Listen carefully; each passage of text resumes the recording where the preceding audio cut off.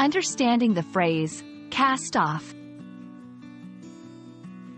Hello, language enthusiasts. Today, we're going to delve deep into the phrase, cast off. This is a versatile phrase with multiple meanings in the English language. By the end of this video, you'll know exactly when and how to use it. Let's dive in. Originally, cast off was a nautical term used when referring to a ship that's letting go of its ropes, anchors, or moorings in order to sail away. Imagine a ship anchored at a dock, and to move into the sea, it needs to release or cast off its ropes.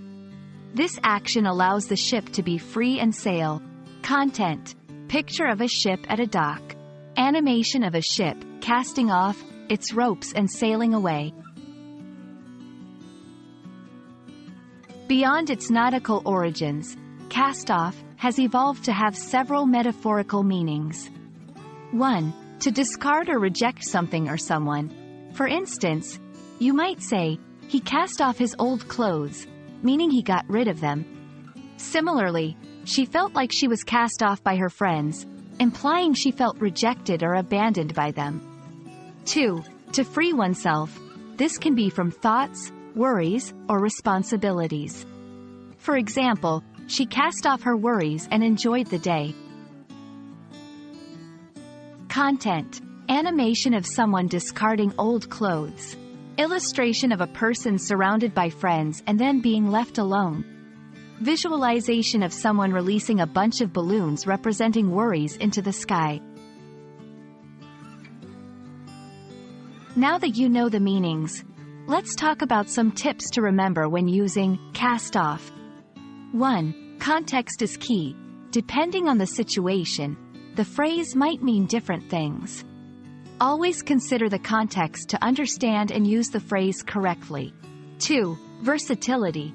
Remember, it can be used both literally and metaphorically.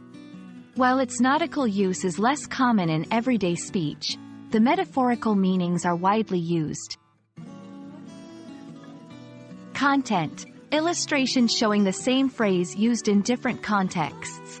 A split screen, one side showing a ship and the other, a person discarding something. And there you have it. Now you're equipped with the knowledge to understand and use the phrase, cast off, effectively. Whether it's ships setting sail or letting go of old memories, this phrase has found its way into various aspects of the English language.